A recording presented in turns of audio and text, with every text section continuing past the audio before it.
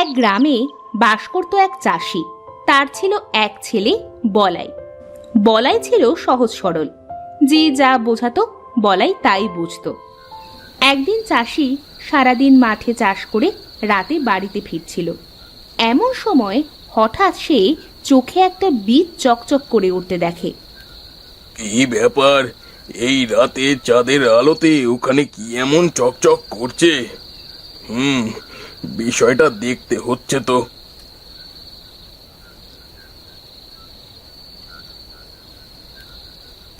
এত ছোট একটা জিনিস কিন্তু সোনার মতো চকচক করছে। দেখে তো মনে হচ্ছে এটা কোনো গাছের বীজ হবে হয়তো। যাই, এটা নিয়ে বাড়িতে যাই।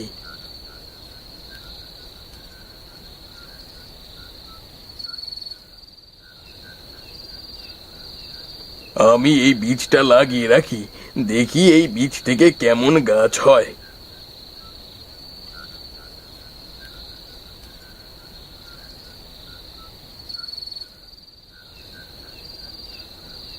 কে ওখানে? এইভাবে কে মাটি কোপাচ্ছে? ও তুমি? আমি ভাবলাম কে না কে। তা এখানে কি করছো? ও কিছু না, এই টমেটোর বীজ লাগালাম একটা। কি? টমেটোর বীজ? তাই অসময় টমেটোর বীজ কোথায় পেলে শুনি? তা পেয়েছি, চলো, খুব ক্ষুধা লেগেছে, কিছু খাইতে দাও তো। হ্যাঁ চলো, তুমি বসো, আমি তোমার জন্য খাবার নিয়ে আসছি। বলাই খেয়েছে? হ্যাঁ, ও খেয়ে ঘুমিয়ে পড়েছে।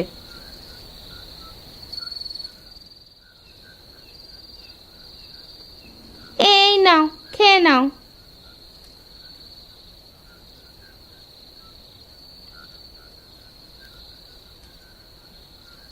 বাবা, তুমি এসেছো? হ্যাঁ রে বাবা, কিছু বলবি? মা তখন বলছিল তুমি আসার সময় নাকি আমার জন্য মিষ্টি নিয়ে আসবে। আমি তো বাজারে যাইনি বাবা, কাল নিয়ে আসবো। এখন তুমি ঘুমাও, যাও। ঠিক আছে বাবা। পরের দিন সকালে গোপাল ঘর থেকে বের হয়ে এসে দেখে বীজ লাগানোর জায়গায় একটা ছোট গাছ বের হয়েছে। যা ভেবেছিলাম তাই, এটা কোনো ফলের বীজ। এখন দেখার বিষয়। যাই, আমি মাঠে যাই। বউ, বউ, আমার কোদালটা একটু নিয়ে আসো তো। তিশা ঘর থেকে কোদালটা নিয়ে বাইরে বেরিয়ে আসে। এই নাও তোমার কোদাল। শোনো বউ, এই গাছটার দিকে খেয়াল রেখো, যেন এই গাছটা কেউ তুলে না ফেলে। আচ্ছা, তুমি চিন্তা করো না, যাও। গোপাল মাঠে চলে যায়। তিশা গাছটার কাছে বসে বলে, এই গাছটা দেখতে এমন অদ্ভুত লাগছে কেন? দেখতে কেমন যেন টমেটোর গাছের মতো লাগছে। এমন সময় সেখানে বলাই আসে। মা, ও মা, এখানে তুমি কি করছো? কি আর করব, তোর বাবার গাছ পাহারা দিচ্ছি। শোন, তুই এই গাছটা সারাদিন পাহারা দিবি। দেখবি এই গাছটাকে যেন কিছুতে না খেয়ে যায়। খেয়ে গেলে তোর বাবা বকা দিবে। আমি গেলাম। তিশাই বলে সেখান থেকে চলে যায়। বলাই গাছটার কাছে বসে থাকে। এইদিকে গোপাল মাঠে জমিতে কাজ করছিল। এমন সময় সেখানে নিতাই আসে। ও গোপাল দাদা, তা সকাল সকাল মাঠে চলে এসেছো দেখছি। তা আসলাম, কাজ তো করতে হবে। তা ঠিক, কাজ না করলে খাবে কি? তাই জমিটা চাষ করতে কত টাকা ঠিক করেছো? 10 টাকা দাদা। তা বেশ, তাহলে থাকো, আমিও যাই গো, আমারও অনেক কাজ আছে। এই বলে নিতাই চলে যায়। গোপাল সারাদিন মাঠে কাজ করে সন্ধ্যের সময় বাড়িতে ফিরে যায়। আর গিয়ে দেখে বলাই গাছটার পাশে বসে আছে। এই কি, গাছটা কত বড় হয়ে গেছে! আর বাবা বলাই, তুই এখানে বসে আছিস যে? মা বলেছে এই গাছটা পাহারা দিতে, যেন কিছুতে এসে খেয়ে না যায়। আর বাবা দেখো, গাছটা একটু একটু করে কত বড় হয়ে গেছে। তাই তো দেখছি। আচ্ছা চল বাবা, ঘরে চল।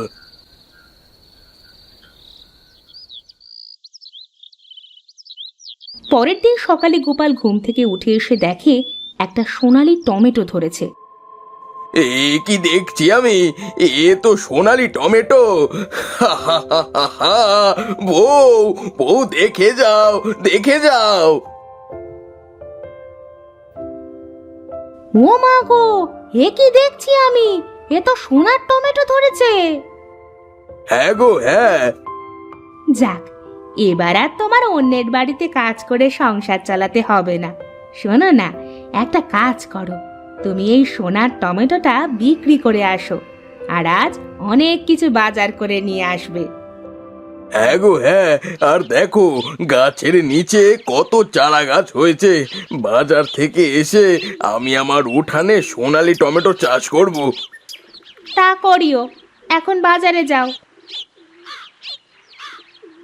গোপাল সোনার টমেটো নিয়ে বাজারে যায়।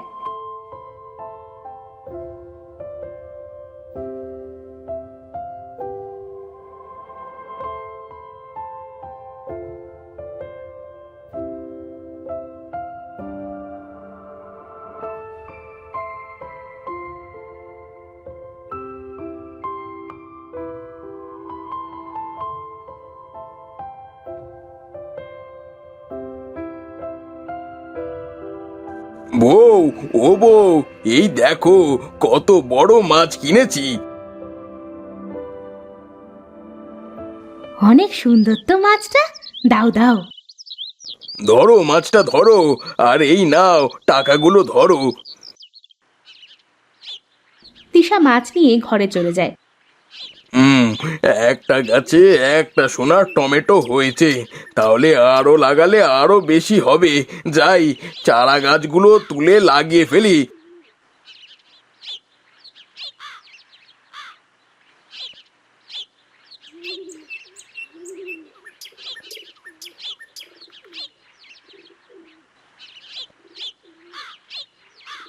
বাবা, ও বাবা, আমিও লাগাবো। তুই লাগাবি বাবা? আচ্ছা ঠিক আছে, লাগা তাহলে।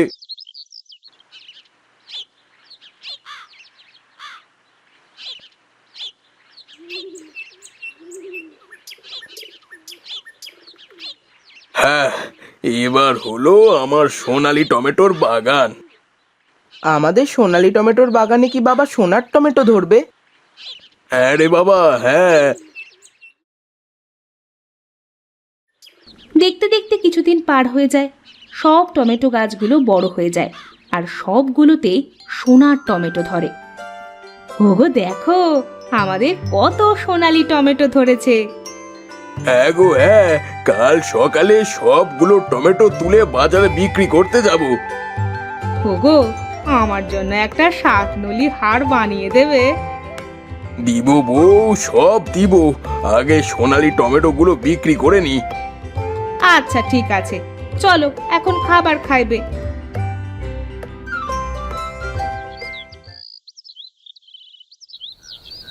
সেদিন রাতে গোপালের সোনালী টমেটো বাগান চাঁদের আলো পড়ায় চকচক করে ওঠে। এই দৃশ্য লালু চোরের চোখে পড়ে। এ কি, গোপালের বাড়িতে এত আলো আসছে যে? ব্যাপারটা কি দেখতে হচ্ছে তো।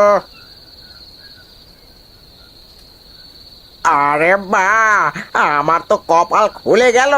এ তো সোনার টমেটো। আমি অনেক বড় লোক হয়ে যাব, বড় লোক। না না, বেশি কথা না বলে এই সব টমেটো নিয়ে কেটে পড়ি।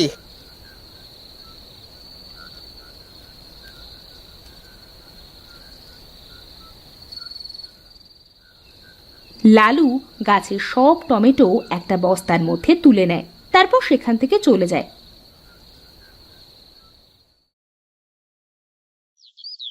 পরের দিন সকালে গোপাল আর তিশা এসে দেখে একটাও টমেটো নাই। ওগো, ওগো, আমাদের সোনার টমেটোগুলো কোথায় গেল? আমি তো এইটাই বলি, আমাদের সব টমেটো কোথায় গেল? তাহলে কি রাতে চোর এসেছিল আমাদের বাড়িতে? চোর? চোর হতে পারে। আমাদের গ্রামের চোর থাকার মধ্যে তোর ওই পাড়ার লালু চোর। আচ্ছা বউ, তুমি ঘরে যাও, আমি গিয়ে দেখে আসি লালু চোর আমার টমেটো চুরি করেছে নাকি। এদিকে লালু সব টমেটো বিক্রি করে রাস্তা দিয়ে মনের আনন্দে হাঁটছিল। ওই তো লালু চোর বাজারের দিক থেকেই আসছে, আর কি যেন বলতে বলতে আসছে মনে হচ্ছে। এই বলে গোপাল একটা গাছের আড়ালে লুকিয়ে পড়ে আর লালুর কথা শোনে। রাতে বড় একটা দান মেরেছে, আজ রাতেও যেতে হবে। যদি আজ রাতেও এমন একটা বড় দান মারতে পারে, তাহলে কাল আমি এই গ্রাম ছেড়ে চলে যাব।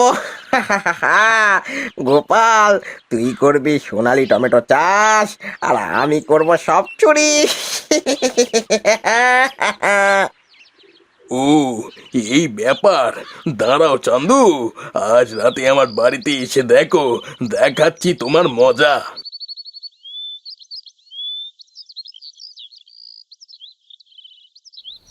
সেদিন রাতে লালু আবার আসে গোপালের বাড়িতে। তারপর যেই টমেটো তুলতে যায়, এমন সময় একটা কণ্ঠস্বর ভেসে আসে। আজ যে তোর রক্ত খাবো আমরা।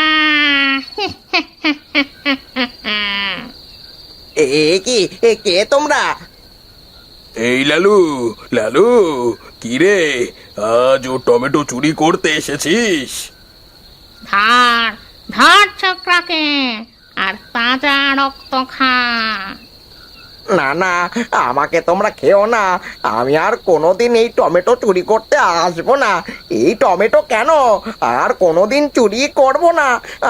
মাফ করে দাও। এই কথা মনে থাকবে তো, যদি চুরি করতে যাস তাহলে কিন্তু তোর রক্ত চুষে খেয়ে নিব। যা, পালা এখান থেকে। লালু দৌড়ে সেখান থেকে পালিয়ে যায়।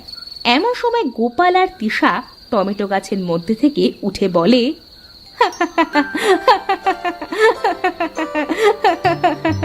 চোরটা মনে হয় ভয় পেয়েছে। আর কেউ আমাদের সোনালি টমেটো চুরি করতে আসবে না। এরপর থেকে গোপাল রোজ একটা করে সোনার টমেটো বিক্রি করে সুখে শান্তিতে বসবাস করতে শুরু করলো।